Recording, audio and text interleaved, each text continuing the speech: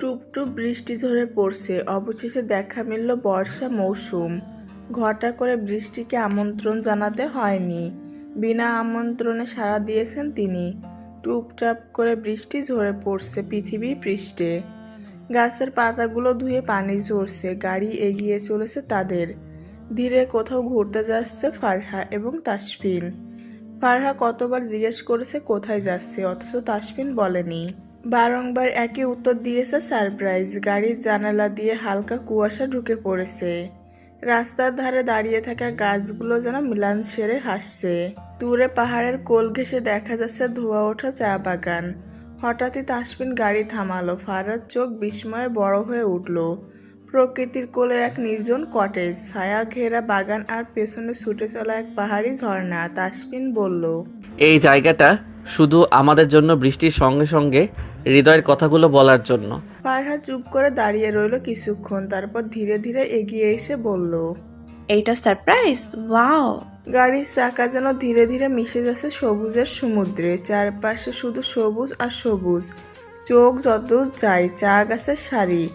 সিলেটের পাহাড়ি রাস্তা ধরে এগোতেই যেন প্রকৃতি নিজের স্বাগতম জানায় তাদের। বাতাসে ভেসে আসে সদ্য ধোয়া পাতার সুবাস, সেই সঙ্গে দূরের পাখির ডাক। ঝিরিঝিরি বৃষ্টির ছোঁয়া আর এক অদ্ভুত শান্তি। তাসফিন গাড়ি থামালো লাল চা মাটির পথের এক প্রান্তে। সামনে দাঁড়িয়ে এক অপরূপ রিসর্ট, পাহাড় ঘেরা কাঠ আর কাছের তৈরি মিশ্রণে তৈরি এক টুকরো স্বপ্ন। নাম জাহা পাহাড় নীর। ফারহা অবাক চোখে তাকিয়ে আছে। ছাদে বৃষ্টি টুপুর টাপুর, সামনে বারান্দা থেকে দেখা যায় চা বাগানের ঢেউ খেলানো গতি, আর পেছনে পাহাড়ি ঝর্ণার মৃদু কলকল ধ্বনি। রিসর্টের ঘরে ঢুকতেই কাঠের ঘ্রাণে মিশে যায় এক ধরনের উষ্ণতা। জানালার পাশে রাখা টেবিলে দুটি কাপ এবং চা আর আদা লেবুর গন্ধে মাখানো। ফারহা জানলা খুলে দাঁড়ায় আর বলে, আপনি ঠিক বলেছেন, এটা শুধু আমাদের জন্য। তাসফিন কাছে এসে তার কাঁধে একটা চাদর তুলে দিয়ে বলল, চা বাগানের বৃষ্টি, পাহাড়ের হাওয়া আর তুমি, এই তিনটেই আমার প্রিয়। ঘর জোড়া নিস্তব্ধতাই। বৃষ্টির সুর যেন একমাত্র সঙ্গীত হয়ে বাজছে। আলগোছে এসে ফারাকে পেছন থেকে জড়িয়ে ধরে তাসফিন। এই প্রথম তার ভেতরে অন্য কিছু অনুভব করছে। খুব করে মন চাচ্ছে প্রিয়তমাকে ছুঁয়ে দিতে, আদরে আদরে ভরিয়ে দিতে। সুখ, জি।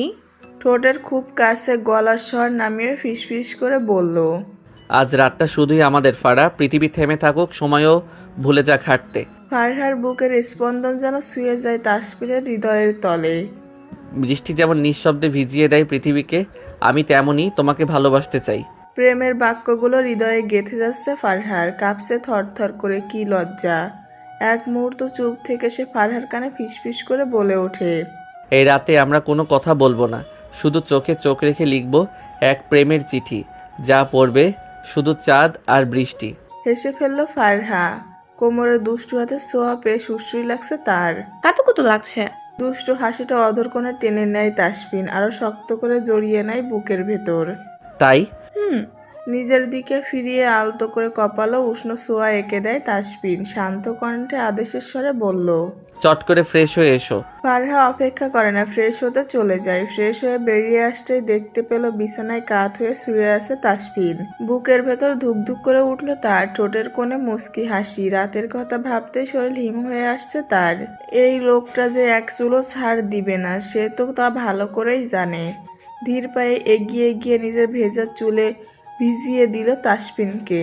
ধর পুড়িয়ে উঠে বসলো তাসফিন। তাকে এরকম অবস্থায় দেখে খিলখিলিয়ে হেসে উঠল ফারহা। এটা কি ছিল? মজা। আপনি যেভাবে আমার সাথে মজা করেন তেমন ভাবেই। বুড়ো কুঞ্চিত করে তাকালো তাসফিন। উঠে দাঁড়ালো তৎক্ষণাৎ। তাকে দাঁড়াতে দেখে ফারহা শুকনো ঢোক গিলল। আপ তুমি কন বাঁচায়েগা ফারা বেবি? উফস, ভুল হিন্দি। তবে রে, ফারহাকে আর পাইকে এক দৌড়ে রুমের বাইরে সে। স্নেহা আর নবীন চলে এসেছে আজ। আরিফা আহমেদ রান্না করছেন। স্নেহার মুখ থেকে শুনেছে ফারহা ওখানে বেশ ভালো আছে। মনে মনে খানিকটা স্বস্তি পেলেন তিনি। যাক, তার মেয়েটা শ্বশুরবাড়িতে ভালো। তবে মনটা খসখস করছে একটিবার কথা বলার জন্য। সাজ্জাদুল আহমেদ ঘুমাচ্ছে। ডাক্তার দেখিয়ে আনা হয়েছে ওনাকে। দুদিন ধরে খুব অসুস্থ উনি। জয়নাল আহমেদ এই কয়দিন টানা কাজ করে চলেছেন। তবে নবীন ফিরে আসাতেই ভেবেছেন 2 দিন বিশ্রাম নেবেন। ভেতরে ভেতরে ভীষণ চাপা একটা অনুভূতি কাজ করছে নবীনের। আসার আগে তাসফিনের সঙ্গে তার কথা হয়েছে, লোকটা বড্ড ভালো। তাই তো কি সুন্দর করে ঝুমুর আর তার সেদিনের অপ্রত্যাশিত ঘটনাটা সমাধান করে দিল। ঝুমুর আসার সময় বলেছে ফোন করতে। ভীষণ বাজে অনুভূতি হচ্ছে নবীনের। আচ্ছা, ওই রাত বিরাতে কল করবে কি? ফোন হাতে নিয়ে এদিক সেদিক করছে নবীন। আকস্মিক টুং শব্দ করে ফোনটা বেজে উঠল। স্ক্রিনে নূপুরের নাম দেখেই থম মেরে গেল নবীন। ফোনটা রিসিভ করার পূর্বেই কেটে গেল। ফের ফোন বেজে উঠতে রিসিভ করা নবীন তাড়াহুড়ো করে বলল। সরি, ধরার আগেই কেটে গেল। হেসে ফেলল ঝুমুর, দুষ্টু হেসে বলল। আস্তে আস্তে, সমস্যা নেই। এত সরি বলার কি আছে নবীন? আপনি হঠাৎ করে এমন সাদাসিধা হলে কিভাবে? নিজের কথা ভেবে অবাক হলো নবীন। সত্যি তো এমন হলো কি করে? ঝুমুর কিছু বললেই অস্বস্তি লাগে তার। না মানে, উফ উফ, অন্য কিছুর গন্ধ পাচ্ছি। লজ্জায় হাঁসফাঁস লাগছে বুঝি? থমকে যায় নবীন। আরে না। আরে হ্যাঁ।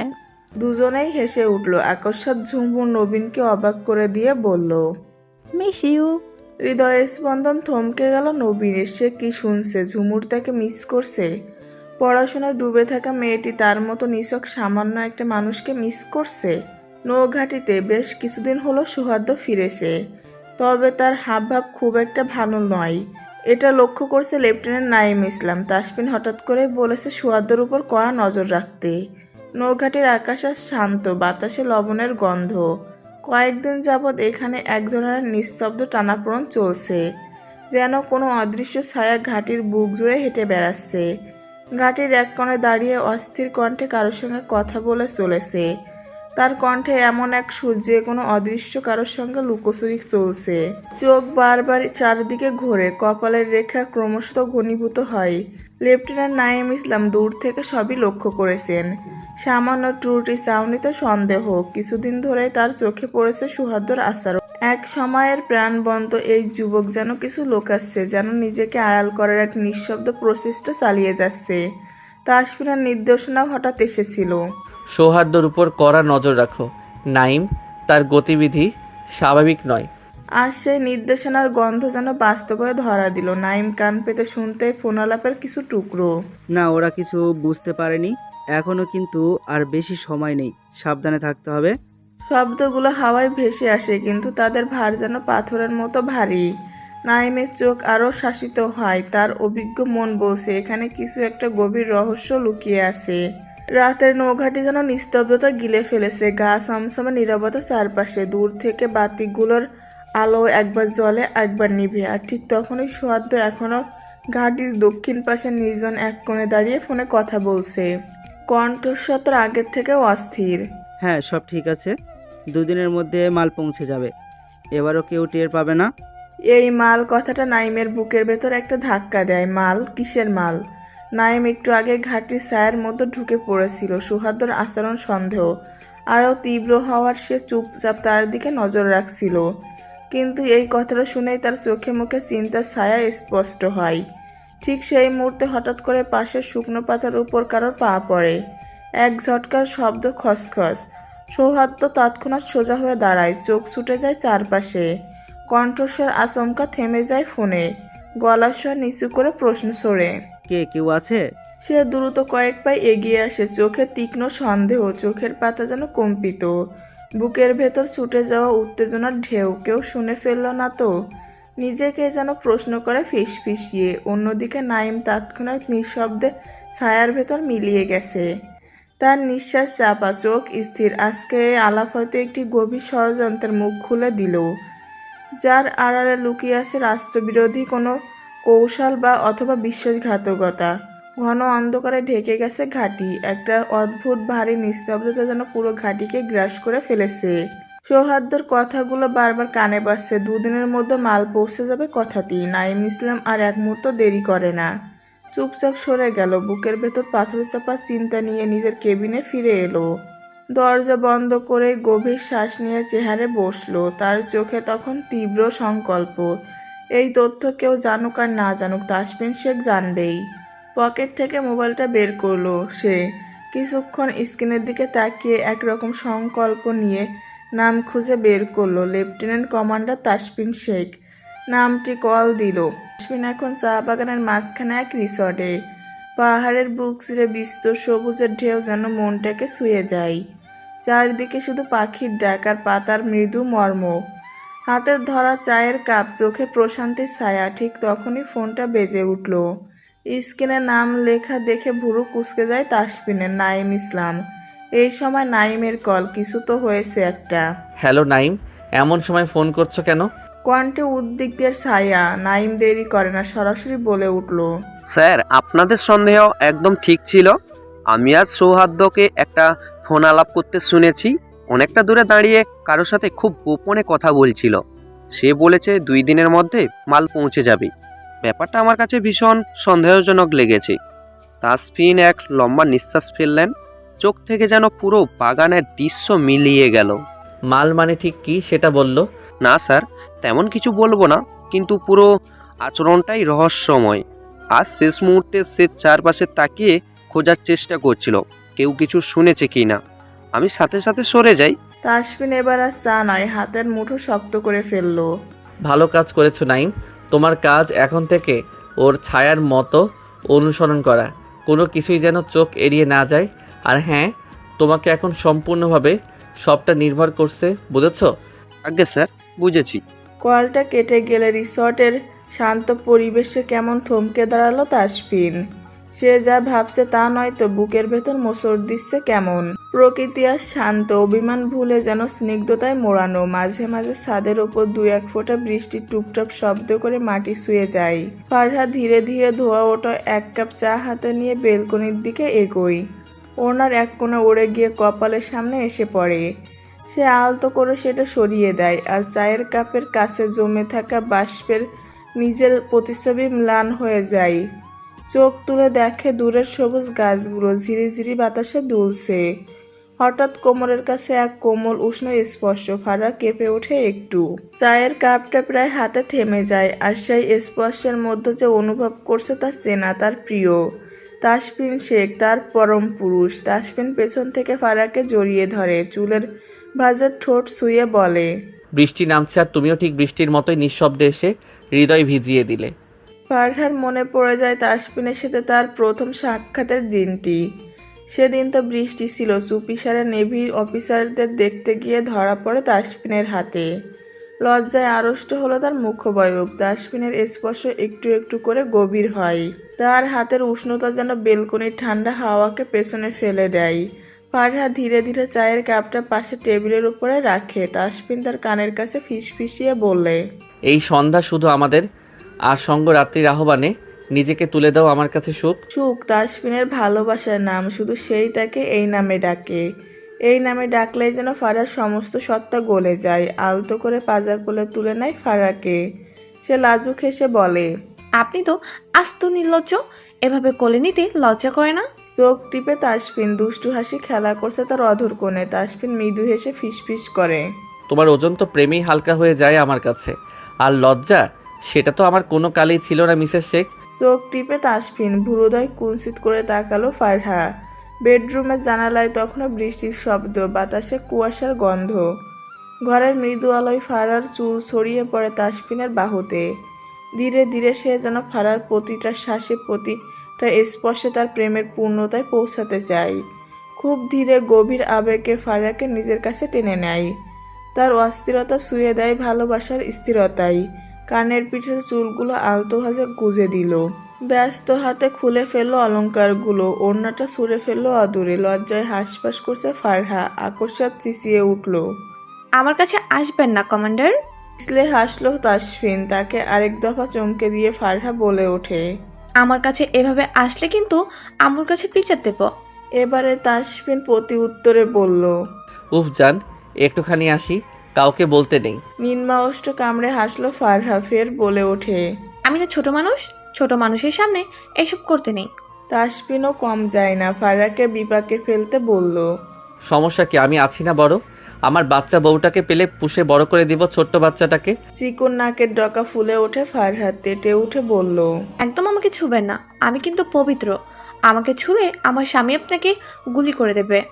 ফিসেল হেসে উঠল তাসফিন, তার হাসিতে নিজের হেসে ফেলল ফারহা। রাত গভীর হচ্ছে ধীরে ধীরে, নিঃশ্বাসের ঘনত্ব বেড়ে চলেছে সেই সাথে। ঘড়ির টিকটিক শব্দ এবং ঘন নিঃশ্বাসের শব্দ মিলেমিশে একাকার। শাড়ির আঁচলটা হাতে পেঁচানো তাসফিনের, ঠোঁটের ভাঁজে ঠোঁট একটুখানি গভীর স্পর্শে মুচড়ে যায় ফারহা। তাসফিন তো তাকে এভাবে আগে ছোঁয়নি, অন্তরস্থলে তীব্র কাঁপুনি অনুভব করলো। অবাধ্য হাতের স্পর্শে সর্বাঙ্গ অসাড় হচ্ছে ফারহার। পুরুষষ্ঠ বক্ষের নিচে পিষ্ট তার তুলতুলে দেহখানা।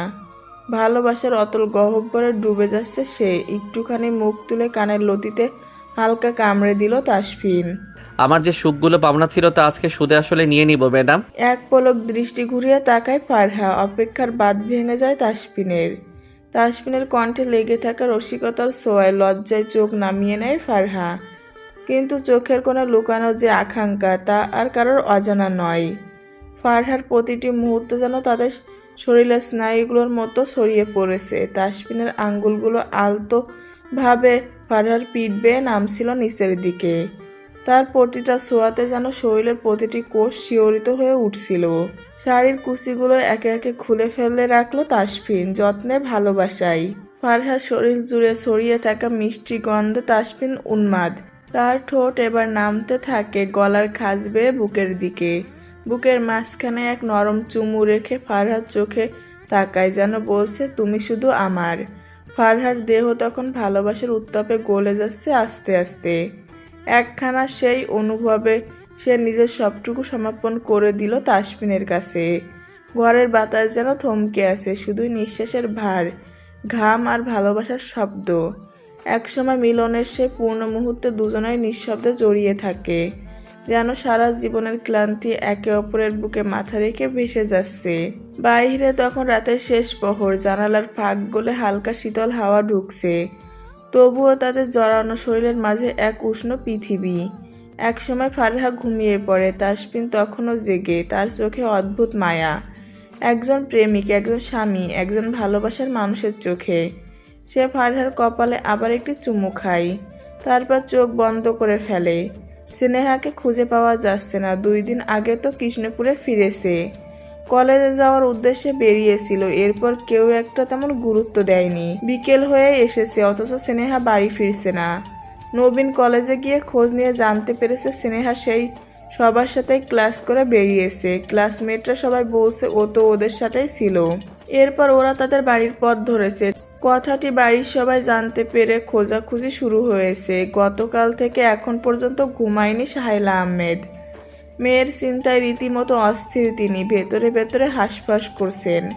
বৃহস্পতিবারের সন্ধ্যা নেমে এসেছিল কৃষ্ণপুরের গায়ে এক নিস্তব্ধ নিঃসঙ্গতা নিয়ে। বাতাসে ছিল হালকা ঠান্ডার ছোঁয়া, আর দূর থেকে ভেসে আসছিল শীতল পল্লব ধ্বনি। সেই সন্ধ্যাতেই এলাকার উত্তর প্রান্তের এক নির্জন পথে, সেখানে গাছের ছায়া সূর্যের শেষ রশ্মিকে চিরে ফেলে দীর্ঘ ছায়া এঁকে দেয় মাটিতে। সেখানে মাটিতে নিথর হয়ে পড়ে থাকতে দেখা গেল এক যুবতীকে। তার চুলগুলো ছড়িয়ে পড়েছিল ধুলোমাখা মাটির বুকে। নিস্তেজ মুখটি যেন নির্দয়, অথচ তাতে অজানা এক বিষণ্ণতার ছাপ। কেউ জানে না সে কোথা থেকে এলো, কিভাবে এলো। এমন অবস্থায় সব কিছুই এক অনুচিত রহস্য হয়ে ছড়িয়ে পড়ে ওই ছোট্ট জনপথে। পুলিশের জানানো হয় তার কথা। পুলিশের থেকে জানা গেল ওই যুবতী আর কেউ নয়, স্নেহা। হসপিটালে ভর্তি করা হয়েছে মেয়েটাকে। ইতিমধ্যেই গুঞ্জন শুরু হয়েছে, কোন ছেলের সাথে কি করে এসেছে কে জানে। মেয়ের জামা কাপড়ে ঠিক ছিল, তখন তাকে পাওয়া যায়। খবরটি শোনা মাত্র সেখানে রওনা দিল শেখ পরিবারের সবাই।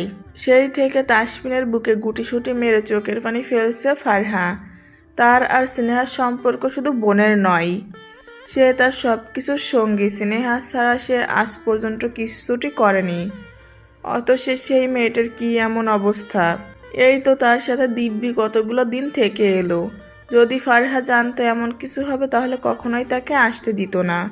বিছানার এক কোণে গুটিসুটি হয়ে বসে আছে স্নেহা। সে কথা হারিয়েছে।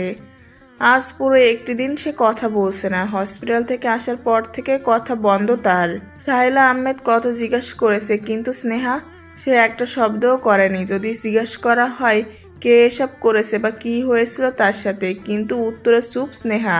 আমি জানি না ওর কি হয়েছে, কিন্তু আমার মেয়েটার এই অবস্থা কে করলো? শায়লা আহমেদের আর্তনাদ বড্ড অসহায় শোনালো রুবিনা শেখের নিকটে। তিনি সান্ত্বনা দিতে বললেন, ধৈর্য ধরো আপা, দেখবে সব ঠিক হয়ে যাবে। আর কে এসব করেছে সেটাও জানা যাবে। আরিফা আহমেদ বাকিদের চায়ের ব্যবস্থা করছেন, এত দূর থেকে এসেছে। সবাই কেউ কিছু খায়নি। এর মধ্যে জয়নাল আহমেদের পুলিশের কাছে গিয়েছেন রেজওয়ান শেখ। মোটেও একা ছাড়ছেন না দুর্বল মানুষটাকে। স্নেহার রুম থেকে ভরা আঁখি নিয়ে বাইরে বেরিয়ে আসছে ফারহা। তৎক্ষণাৎ দেখা হলো তাসফিনের সাথে, সেও স্নেহার সাথে দেখা করতে যাচ্ছিল। সুখ, হাত মুঠো করে টেনে ধরে তাসফিন। ফুপিয়ে উঠল ফারহা। বক্ষস্থল কম্পিত হয় তাসফিনের। অস্থির কণ্ঠে বলল, কি হয়েছে সুখ? স্নেহা কিছু বলেছে? তুমি কাঁদছো কেন? শ্রেয়া একটাও কথা বলছে না লেফটেন্যান্ট সাহেব, কিচ্ছু বলছে না। আমার সাথে কথা বলছে না ও। আমার সাথে কথা না বলে থাকতেই পারে, কিন্তু আজকে কথা বলছে না। কেমন মূর্তির মতো বসে আছে। আপনি কিছু করুন না। হো হো করে কেঁদে উঠল ফারহা। আলগোসে তাকে বুকে টেনে নিল তাসফিন। হুশ, ডোন্ট ক্রাই। আমি দেখছি কি করা যায়, একটু অপেক্ষা করো। আমার খুব কষ্ট হচ্ছে। ইস, কাঁদতে নেই, আমি বললাম তো সব ঠিক করে দেব।